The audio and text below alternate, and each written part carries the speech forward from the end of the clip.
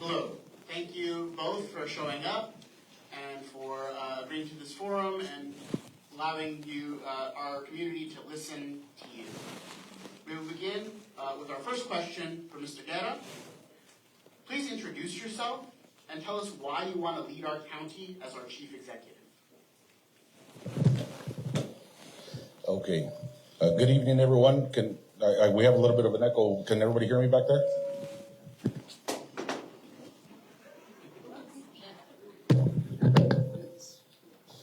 Once again, good evening. First and foremost, thank you to the Northern Cameron County Democrats for putting this event together. My name is Steve Guerra, and I'm a candidate for Cameron County Judge. I am, most importantly, a husband. Glad to have my wife, Crystal, accompany me here tonight. A father of 3 girls, so we were running a little bit late because we had to find someone brave enough to take care of all 3 on short notice, but we got it done. Also, a resident of Brownsville, local businessman, and a humble public servant. I will tell you a little bit about my public service. Most recently, at the beginning of my public service career, I was appointed by the City Commission in Brownsville to the Greater Brownsville Census Corporation, which is the Type A economic development arm for the city, as well as I serve on various other boards, including Rioplex, which goes out and tries to market the entire region, really, throughout the United States. And my most important and longest-standing role has been commissioner at the Port of Brownsville. I was elected there, where I served for the last 4 years as chairman of the board. The Port of Brownsville, the largest economic engine in the region, with over $20 billion in investments, good paying jobs. And I think that experience that I bring from the Port of Brownsville to county as a whole, I hope to be given that opportunity to serve you. Thank you. Thank you. Judge Trevino, the same question. Please introduce yourself and tell us why you want to lead our county as the chief executive, given that you have served in this position since 2016. Good evening, Harlingen, Northern Cameron County Democrats. Thank you for hosting this forum and giving us the opportunity to speak to each and every one of you and those of you that are watching via stream. I want to thank my opponent, Mr. Guerra, for being here this evening. I have the utmost privilege and pleasure of having served as your county judge for the last 9.5 years. I was born and raised in Brownsville, graduated from high school way back in 1983, attended St. Mary's University getting a degree with honors in international relations. I knew as a young child I wanted to become a lawyer, thanks to the guidance. When she told me that you could grow up and get paid to argue, I knew what my career goal was going to be. I was in such a hurry. I graduated from college in 3 years and was fortunate enough to attend the University of Texas School of Law. If there's any Aggies in the room, I am bipartisan very much, okay? I left Brownsville and the Valley with the sole intention of staying in San Antonio. I love San Antonio, it's a great city, but as I kept staying, the exact same thing, this brain drain, which has been going on for decades and generations, was going to continue to affect us. So I had a epiphany, if you will, and I decided to come back home. And I'm so glad that I did. I've got 3 children. They're much older than Mr. Guerra's. I don't have to find babysitters for them. But they're my pride and joy. I want to recognize my wife, Erika, who's in the crowd with me. She's been with me the last couple of campaigns, and she has not missed an event with me. Matter of fact, she gets upset if I go by myself because she thinks she's a much better campaign manager than I am politician.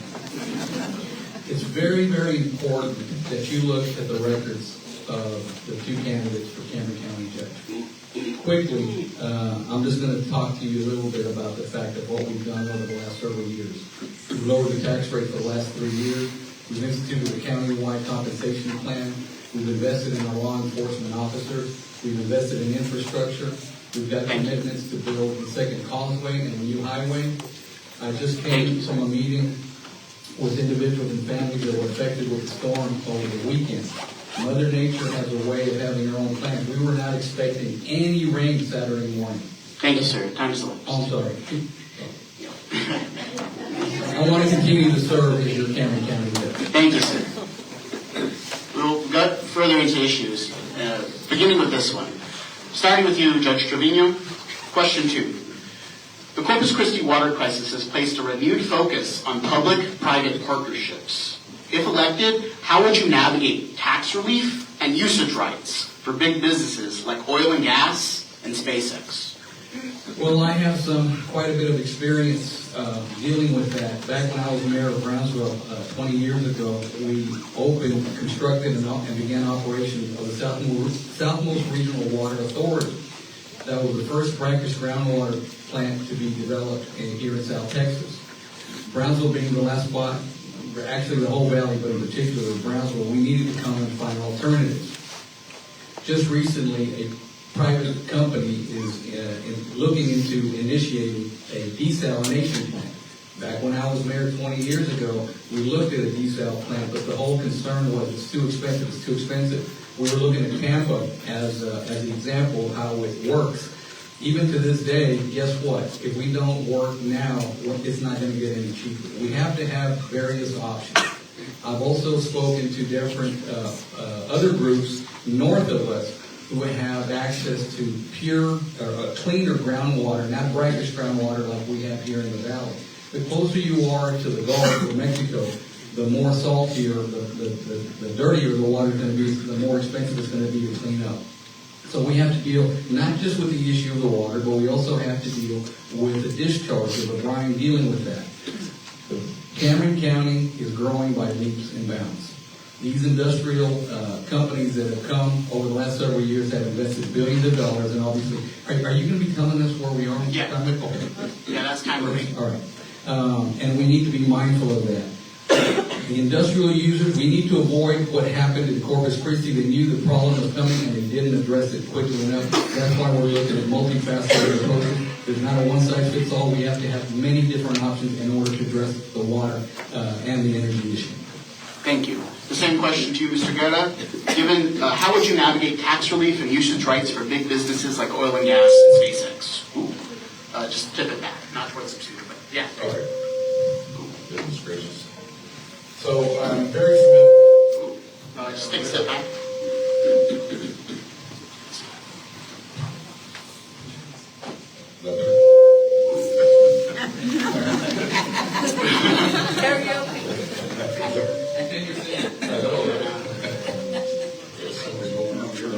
Maybe if I move away a little bit? Lower the volume. It's not counting against my time. No. So I'm very familiar with a lot of issues. So when I talk about when I was re-elected in 2022, I was asked to serve as chairman of the board of Brownsville. And they're 2-year terms, and they asked me to continue serving in 2024. And I took on that role. I accepted that role, but I told them if we were going to be looking specifically at infrastructure, and we were going to really take a proactive approach to it instead of a reactive approach to it. So I know that there's these projects when they come in, quite frankly, I think for a long time, and this is no blame on anyone, we didn't have the necessary infrastructure in place for these projects.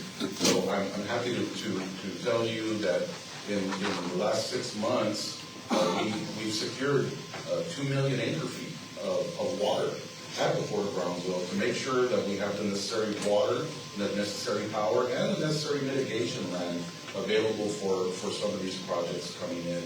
I think it's very important to look at different options. I think it's important to keep an open mind. I also think it's very important to look at different options as far as how funding goes.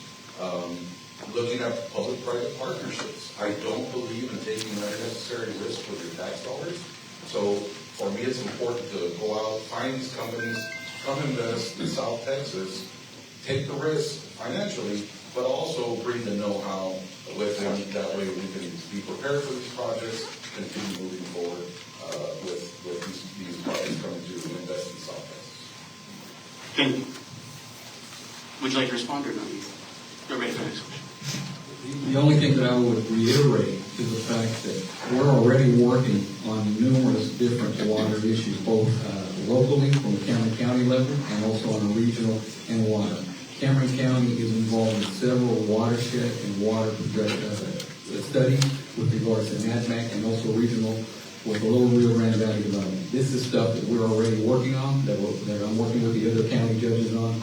I don't have to take on any on-the-job training. I already know what needs to be done. I just need to make sure that everybody's pushing and pulling in the right direction. Thank you. Mr. Guerra, would you like to respond? What would you do different as Cameron County Judge if you were elected further than what Judge Trevino is doing?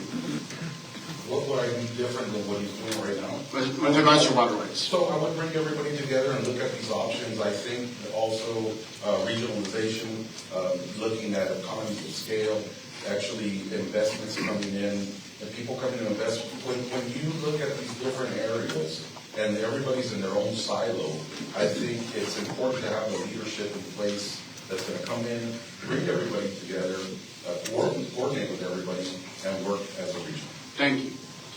The next question, beginning with Judge Trevino. Question 3. Many jurisdictions have seen groundswell efforts to ban data centers and other projects from being built there. Would you support such a ban in Cameron County?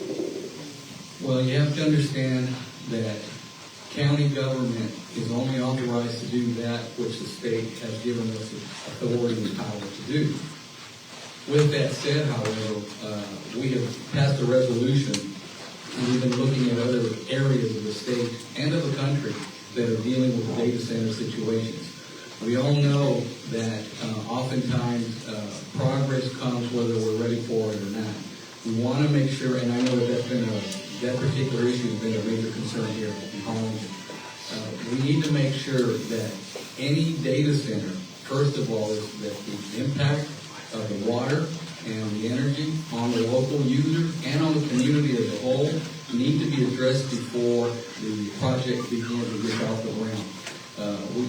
We would only support a closed-in water system, basically meaning that an unending use like being contemplated in Harlingen with the waterworks, which I know is kind of on pause right now. But a closed-loop system means that water would continue to be used and it would minimize the impact on the local community. With regards to the energy situation, we need to make sure that ERCOT and the grid can sustain the needs of the particular project. Data centers require and consume a lot of energy, and that also needs to be addressed in conjunction with the water. The one thing that isn't commensurate is that while these data centers are $1 billion in investment, they don't have the same number of jobs, several hundred, but these investments of $1 billion, if done correctly, would obviously help the local property rate and allow the revenue, hopefully in a system where it doesn't impact and actually enhance it. But we need to make sure that it's done right, with caution, with precaution, and with understanding, and clear transparency to everybody involved, especially the community. Thank you. Mr. Guerra, the same question. Many jurisdictions have seen groundswell efforts to ban data centers. Would you support such a ban in Cameron County if you were elected judge? So, for far too long, we've been considered one of the poorest communities, one of the poorest areas in the United States. And that's a difficult job that we have put that on a balance. Really look at projects that are coming. Like I said, the Port of Brownsville is where these projects have come. It's where we've worked on these projects day in and day out, and where we've secured the biggest investments over the past 10 years, really. Again, so we have to put it on the balance. I agree that the data centers in particular are very, very energy and water intensive. It puts a very, very big strain on the infrastructure, and infrastructure that we're still not prepared for. So quite frankly, as far as data centers go, I don't believe that they bring enough jobs to the area. That's one of the balances of how we take that stigma of getting those high-paying jobs for our people. So I can't say that we could just ban them. I can tell you that I am not in favor in that for any data center in Cameron County whatsoever. Thank you. Consult your advice. Consult your opposed. To the end. We will be now moving on to audience questions. We'll start with Mr. Guerra. This This one is a question from Rock James.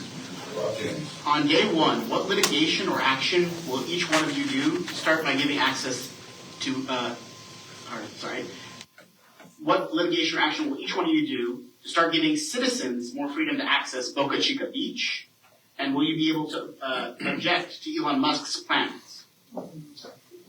Well, day one, there's a number of things that I want to do, and I really break it up into a 90-day plan that gives me the opportunity to serve you as your county judge. And day 1 to 30 is really an assessment, really get to know what's going on, then coming in with a plan, and then putting it into action. As far as access goes to Boca Chica Beach in particular, I do believe that it's very difficult now that Starbase has its own city now. There's a lot of different ways to go about it. I believe that it quite frankly should have been fought a little bit harder. I do believe that it was even the signing of the municipality, Starbase, I understand, I felt it was way too easy for them, and they restricted access. They made it difficult, and they can make it much more difficult as time goes on. I do believe in working with SpaceX. They are here. We need to make sure that they are really looking after the environment. I know that's a big issue as well. But access, I think we need to really go back and fight for access, fight to regain Boca Chica Beach. Thank you. Judge Trevino, what action are you taking to allow citizens more freedom to access Boca Chica Beach? And will you be able to object to Elon Musk's plans? Let me go back real quick. Access to Boca Chica is only restricted when there is a launch or the movement of the Starship from the production facility to the launch pad. Other than that, you can go to Boca Chica Beach. Now, it's unfortunate that the county had the authority, based on 2013 state legislation, the authority to open and close the road to the beach whenever there was going to be a launch. Remember that the original idea was there was going to be a launch facility for the Falcon 9 rocket. They moved the Starship project from California over here, and instead of it being 300 or 400 jobs, now we're at 4,000 plus, and they're in the process of moving to their headquarters. It's been a $4 billion investment, and we anticipate that only to increase.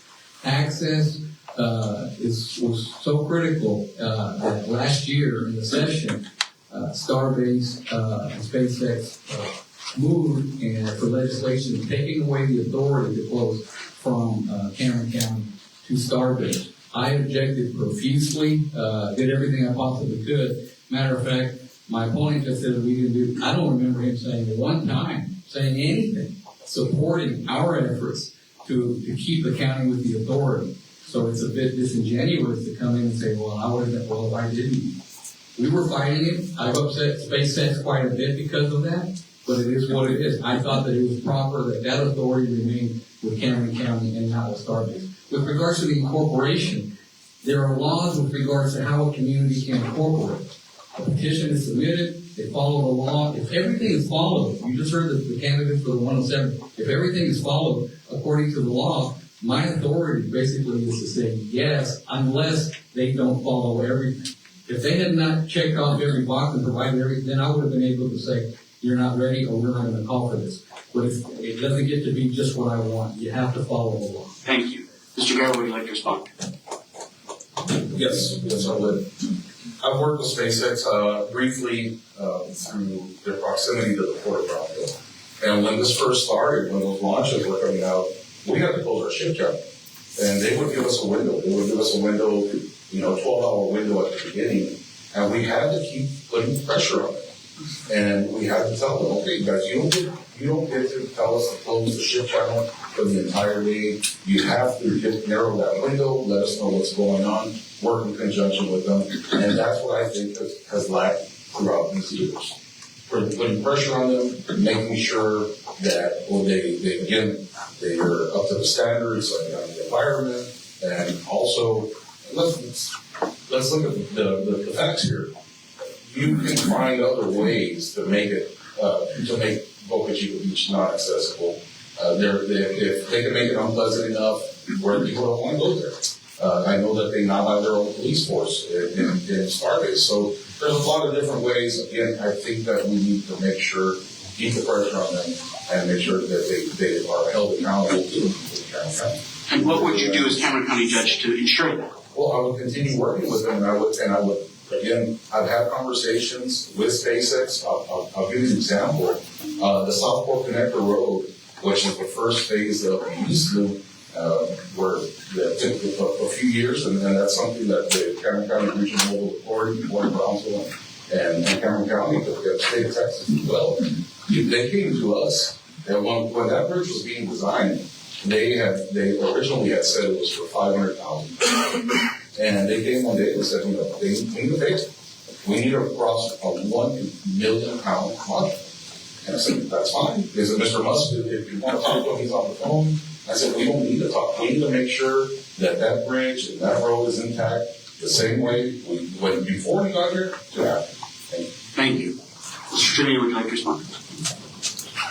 Last response. The situation that Mr. Devin just alluded to was the simple fact that Southport connector was built and constructed by Cameron County and our transportation on. You need to be able to listen and also be able to address situations. This is what I've been doing for the last 9.5 years. It's always a balancing test, and you have to figure out what is in the best interest. You referred a little while ago as to the valley and county always been referred to as among the poorest areas in the state and the country. That was something that always used to happen, and it always upset me. You don't see every article now about Cameron County or the Rio Grande Valley starting off the poorest region in the country, and that's because of the efforts of a lot of different people that made some of these projects realities, and also to hold them to account. Thank you. Our next audience question from an anonymous asker. We'll begin with Judge Trevino. What responsibility should Cameron County have in protecting immigrant families, civil rights, and ensure due process from unjust detention or profiling? Well, you can see what a change in administration what happens when you have a change in administration with regards to the immigrant issue. I don't understand, back in 2015, when the current president was coming down the escalator and he said Mexico was sending us its rapists, its criminals, its wars, its murderers, the worst people. That was how he started his campaign. So when people now are like, oh, I can't believe he's doing this, I'm like, well, who the heck will be listening to? Because it's all there. It's all there in black and white and video. We have done everything we can to respect the rights and the law with regards to asylum seekers, DACA, those individuals have every right to be here. Now, what's this, again, is very disappointing, because if this country was built by immigrants, they are the fiber and what makes this country so special and so important and so unique. You can come from anywhere else in the world to this country and become an American. And now the Republicans are making it sound like that is wrong. They don't even want to allow individuals that are born here to be able to say that they're American. So while I wish I could do much more as county judge, all I continue to do, and you can count on me to continue to advocate and protect the interests of those immigrants and those individuals, because they're human, they have civil rights, they used to have rights in this country, they seem to be taken away on a daily basis. We see what they're doing right now with regards to the Voting Rights Act and the Civil Rights Act. But let's do everything we can to understand, which is why voting is so critical and important, because elections have consequences. And if the wrong individual ends up in office, make sure that the individuals, especially in this room, in this county, make an informed decision as to who's going to be able to advocate and represent Cameron County the same way I have for the last 9.5 years, and hopefully for the next 4 years. Thank you. Mr. Bennett, same question. What responsibility should Cameron County have in protecting immigrant families, civil rights, and ensure due process from unjust detention or profiling? I think we have a big responsibility as South Texans, as Democrats. But the fact of the matter is that there is an immigration problem, and it goes beyond Democrats and Republicans. It's an American problem that we have. One of the things that I do believe, again, especially back in December, when there was a MOU that was entered into by Commissioner's Court, Judge Carrera, and that was a 287G. And what happened with that? Well, that gave the ability of MOU between Cameron County, and it gave the ability with ICE to use the facilities throughout Cameron County for detention. It's my understanding that it didn't have to be signed until December of this year. So my question is, why not fight some of these things that you feel unjust, some of these things are unjust, and fight them. Fight them, be vocal, and really come out and represent the people. No, sorry. And really represent your people. Sorry, I was motioning to Judge Trevino that he would get a response. Okay. Yes, no, Judge Trevino, did you sign a memorandum of understanding with us? Yes, unfortunately, he just said he's not misinformed, he's uninformed. The 287G is a mandate by the federal government, and all it did, we picked the least obtrusive and abusive of the options that were available to us. If we did not sign an agreement with the federal government, they could withhold all monies. I don't know if you've seen it, but the president has a penchant for when he gets upset, he takes away communities' money, and that's not right.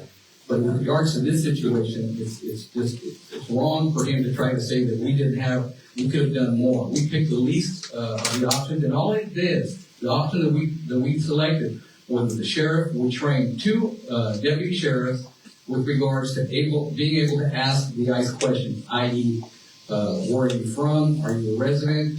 You have residency? Are you a citizen? Etc.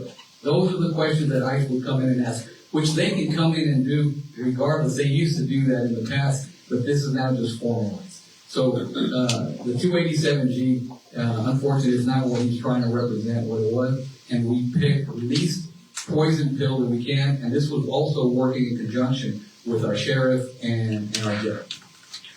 Mr. Guetta, would you have refused to sign a memorandum of understanding even if the federal government would threaten to withhold funds? Well, like I said, this didn't have to be signed immediately. It could have been fought. But that brings us to another issue.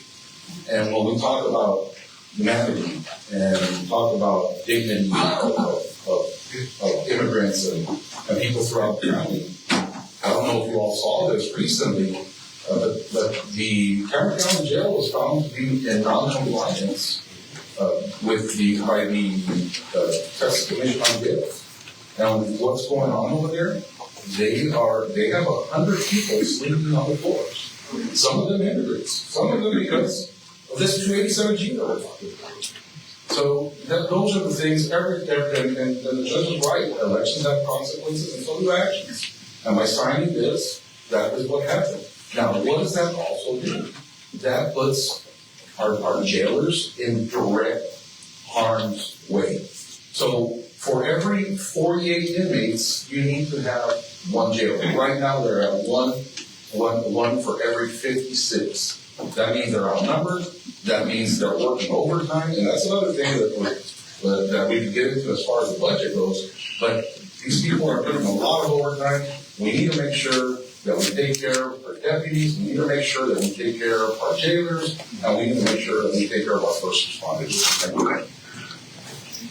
Judge Trevino, about the jail issue, please. Has the jail been found in noncompliance? Yes, and that occurs every once in a while, but it's not the way Mr. Guerra would like to present to you all. The fact of the matter is, just a few short years ago, our jail population was approximately 1,200 to 1,300, leaving us a vacancy of about 200 to 300 individuals. A few years ago, when the former sheriff who just endorsed Mr. Guerra for county judge took office, he did such a poor job of running the jail that we lost the federal inmates. The housing of the federal inmates was generating revenue for Cameron County of between $2 and $3 million a year. It literally happened overnight. We had to address it immediately, and it caused a strife. The sheriff at that point didn't know what he was doing, but this is who he wants for change. So just keep that in mind as you consider your options. The other situation with regards to the jail is that the sheriff is in charge. But it's incumbent upon myself as a county judge and the commissioner's court to work with him to try to provide the resources. We're in the process of, as a result of Senate Bill 9, this is what's creating the problem, not the immigrant issue. Senate Bill 9 has created a situation where judges sometimes are not allowed to provide bonds. And no bond means that individual, if they're arrested with a particular charge, has to stay in jail. They can't get out. Now, what we're doing is we're reviewing and talking to all of the municipalities, all of the judges, all of the magistrates, making sure that they understand that many of the cases that they thought could not, that they were not eligible for bonds, that they in fact are eligible, and that's how we're bringing those numbers down. We're trying to do this because the simple fact of the matter is that we're growing, and unfortunately, a lot of situations have changed. But this is part of it. You have to address it. It's not anybody's fault per se. These things occur, but we're addressing it and we're making sure that we address it. Thank you. One quick yes or no question for both of you, starting with Judge Trevino. Win or lose, would you support the Democratic candidate? I've always supported the Democratic candidate. Thank you. Mr. Guerra? Is it a quick answer? Or? Yeah, yes or no? Oh, absolutely. I think that's important not only to keep Democrats in office, I think it's also important to make sure that we come out and vote in November and elect James Político as senator. He sent re-elect him alongside this. Oh yeah, just yes or no. Sorry. And now closing statements from both of you. Please, 1 minute. Please just. If you're an undecided voter at this point in the booth, Mr. Guerra, what is the one thing you should keep in mind? I defer to the judge on this one. I got close first last time, so okay. if you don't mind. Judge, the question is, as a closing statement, if you're an undecided voter going into the booth and looking at your name, what is the one thing they should keep in mind? Look at my record. Look at my history. Look at what I've done. Look at what I've done for this community. I'm not somebody who's just come out of the block around looking for an advantageous position. You know about my personal history. My parents put me to work when I was age 7. I continue to work to this day. I've been a lawyer for 36 years. My life, personal and professional, is an open book. My financial situation is an open book. I've been criticized because I was a lawyer. What's interesting is that I've never had any company lose its license to operate in the state of Texas. My opponent at the last forum and on his financial report said that he gets his income from 3 particular companies, 2 marketing and 1 construction. Well, the construction and one of the marketing had been forfeited for at least several years.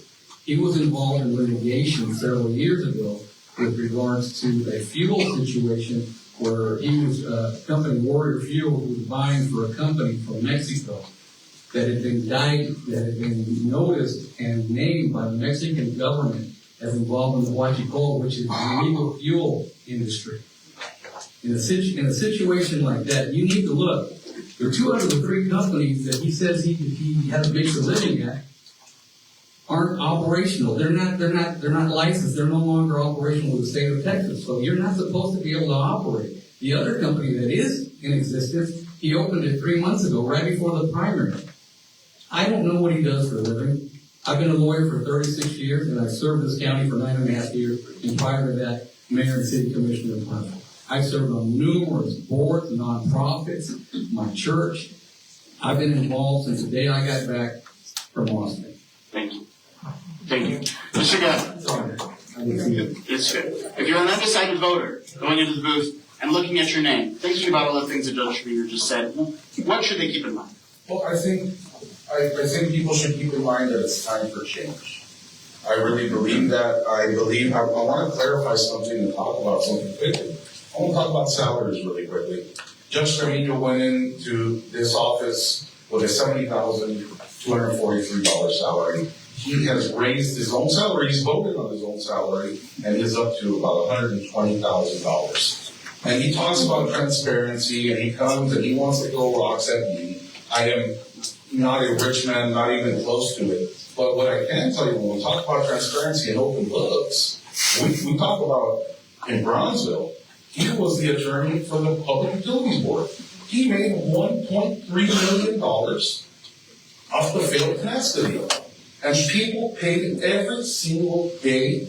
They were paying extra rates in line because of this gentleman. Another thing, you want to talk about transparency. I've never taken $1 from special interest, and I've never taken $1 from a convicted cocaine dealer. This gentleman took $14,000. Ask him if he paid it back. He absolutely did not.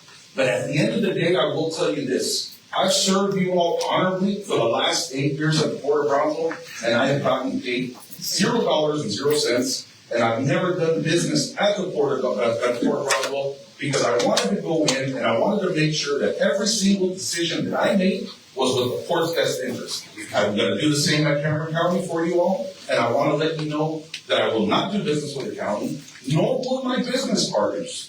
I don't know if anybody knows this, but his former business partner and his current, they're both current business partners, became the biggest builders out at SpaceX. They did. And guess what? Who else? His business partner, on paper, controls the Cameron County Jail commissary contract. So that's what needs to change. Special interest needs to go. I'm the man to make that change. Thank you. Judge Shavini, please. A response very quickly. When you lie, you can say anything you want. The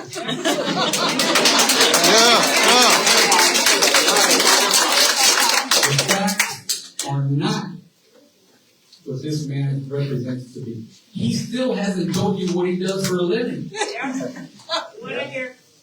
He doesn't tell you because he doesn't want you to know. He just said that he's never done business in the Port of Brownsville. That's interesting. I hope that that's true because that's not what I've heard. Thank you. And one last rebuttal, Mr. Yada, and then we'll Ford Sunsets LLC. Mr. Eddie Medical Carino owns that. He's bought properties over there by the old Eaglehead Mall. Sun Company's got development. Mr. Carino owns that. Okay? These are all real companies. He can suppose and he can say that I did this and I did that. The fact is that this gentleman does business with Cameron County. He's profited. He's become a millionaire. Thank you. He's become a millionaire off of the people of Cameron County. Thank you, Mr. Yada. Okay.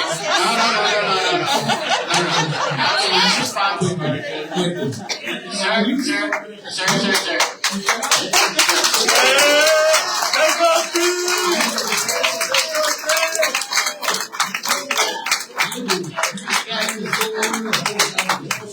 Yes, I am. You never know your home. What you call it?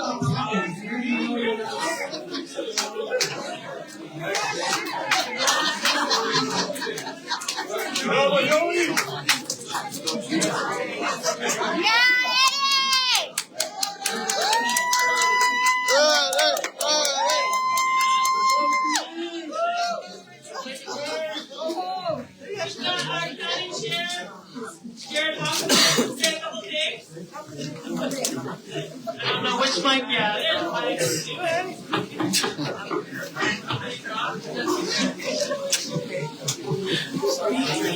Thank you so much for all being here. I appreciate all the candidates being here. Y'all hear me okay? All right. How is this? Is this better? How about that? Yeah. Okay. I just want to come out and thank all of our candidates for being here and thank this great crowd for being here. We got a very good today. I was really pleased to see that was simple for quite a while and so important, but we also saw the passion. You know, there's a big difference between the Democratic Party and the Republican Party. Many differences, but one of them is that we're focused on the issues that matter to everyday folks. You know, you just don't have to look around our state or look around our country and see what's happening. Today, the commissioner of the FDA resigned. You know, he didn't resign because Trump didn't let him put a stop to vaccines. He resigned because he was against selling cigarettes to kids, and Donald Trump and the rest of the Republicans were in favor. So now we're going to have flavored cigarettes and vapes brought to you by the Republican Party. We saw the Attorney General resign, not because she didn't want to give out the Epstein files, because she was not doing enough to stop it, because she wasn't doing enough to prosecute the enemies of Donald Trump. That's the agenda these folks have. And then we have the war in Iran. What a disaster that's been for our country. What a disaster it will be for our future. What a disaster it is for consumers right now all across the United States that are suffering not just because of the price of fuel, but the price of all consumer goods that keep going up and up and up. And I haven't even gotten started on Greg Abbott. We could be here all night talking about him. The point is this. We as Democrats are passionate and we care because we care about people. We're here because we care about the outcome, because we know it affects the lives of everyday folks, our family, our friends, and our neighbors. And that's why I am so proud of all the folks we have running in this primary, because every one of them is more qualified than any of the Republicans that are running. Because of their experience, they're more qualified because of their education, but they're also more qualified because they care about everyday folks. And I want all of you to remember that. This election is not about the candidates, it's about the people. It belongs to the people. We are going to have a great primary on the 26th of May, and we are going to come together after that primary and go towards November. I'm so gratified to hear from both of these great Democrats that they will support whoever the nominee is, because that's so important. We all recognize that if we truly care about the people, if we truly care about what happens, then we have to elect lots of good Democrats so that we can get good things done for the people.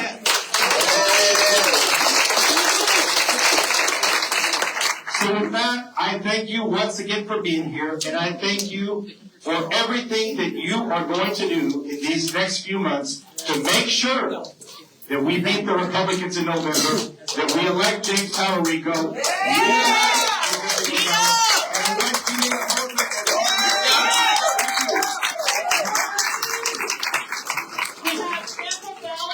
That you can pick up on your way out.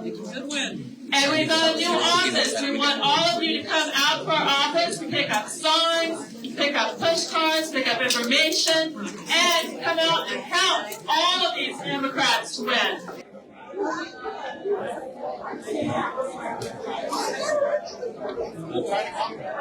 Bien, pues esto es el final del segundo debate y creo que el último debate antes de que inicien las elecciones anticipadas para el desempate, la carrera de desempate, de acuerdo a lo establecido y programado, estarán iniciando a partir del 18 de mayo.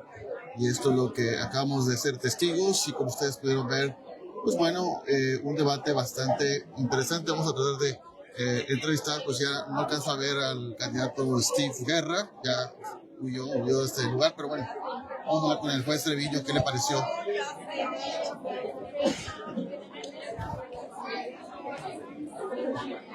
Va a estar, señor, ¿qué le pareció el debate? Bueno. ¿Por qué va a votar usted? Todo bueno. Eso. Gracias.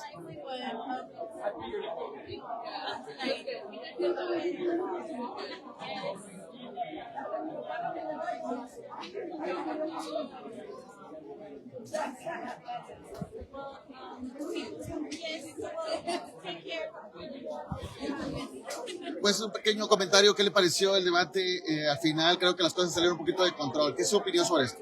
Pues sí, creo que el debate fue por la mayoría civil. Discutimos las temas, las preguntas que nos dieron, pero al final, si todo lo que tienes, si las únicas cosas que vas a decir son mentiras, el público tiene que saber qué son las mentiras. Yo no dije ninguna mentira durante el discurso y él nomás estaba atacando. Nunca dijo qué hace por su trabajo. No dio ni una idea, obra, proyecto que quiere ser como el juez del condado. La pregunta es, ¿qué quiere ser y por qué? Excelente. Gracias, juez. Excelente, pues son las palabras del juez Eri Treviño después de que pues, se diera este debate político entre el candidato Steve Guerra y el juez Eri Treviño.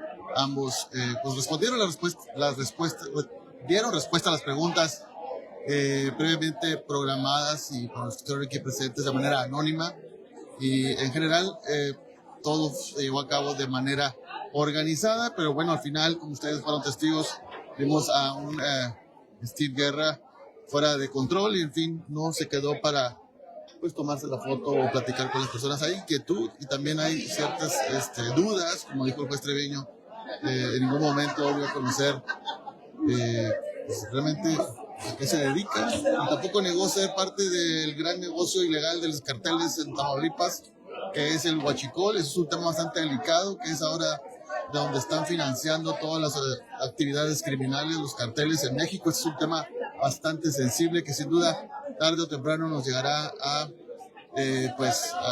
esta situación, estas investigaciones, estos arrestos que se están dando en México de altos funcionarios, sin duda alguna que van a haber vínculos con algunos de los funcionarios que han estado manejando este tipo de químicos o líquidos desde Texas en dirección hacia México. Bueno, gracias nuevamente por su atención. Es Enrique Lerma y les invito para que nos continúen viendo a través de Prensa Territorial. Gracias. Buenas noches.